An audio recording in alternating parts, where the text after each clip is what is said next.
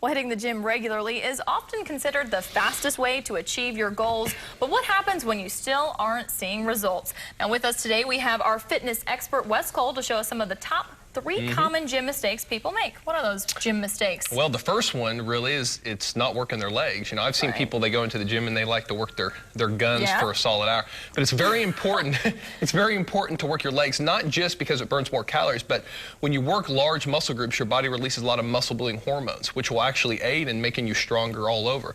An old bodybuilder's secret, if you want, you know, really shapely upper body, you work your legs a lot more. Those muscle building hormones, when they're released in your bloodstream, they don't play favorites. They make your whole body stronger. So when you're at the gym, there's an old saying when it comes to strength coaches, if you're not squatting, if you're not working your legs, you're not really working out. So make sure you get some leg exercises in there. It's okay to have an arm day. Make sure a couple times a week you work your legs. All right, good to know. Number two. Number two really is, I like to say it's about intensity. If you go into a gym and you can do, 20 push-ups and when you could have done maybe 30, you're really kind of wasting your time.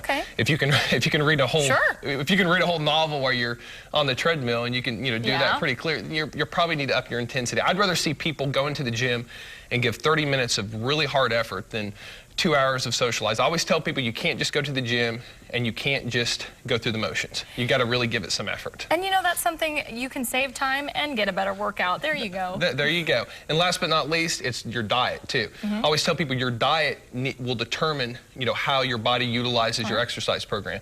I tell people if you're trying to lose weight and you're not really watching your calories and you really kind of waste your time. And I always tell people on the flip side too, if you're trying to build a lot of muscle and you're not eating, you're not getting the calories, you're really wasting your time too. So make sure that you have to eat good quality food with your diet. A lot of people feel that they could kind of slack off a little bit when they're working out. I know, and that's the one thing you hate to hear because you think, oh, if I just run and run and run, I can eat whatever you can go wipe out a buffet, but you can't do that. I think I'm guilty of that one. So we have our viewer question today, and Jean asks, is it safe to exercise with a headache? And I think this is a pretty good question.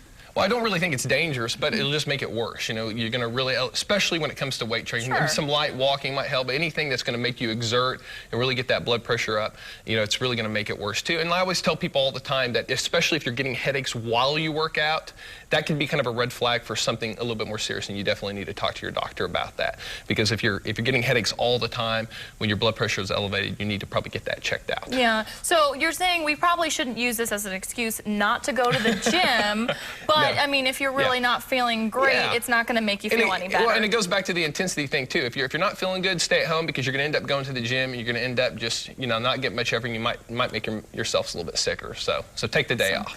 Awesome. Thank you so much, Wes. We appreciate all your tips and advice. And if you have a question that you'd like Wes to answer, just go to the weekend morning section of our website, kjrh.com, and click on the Habitual Health link, or you can call Wes at 749-0960.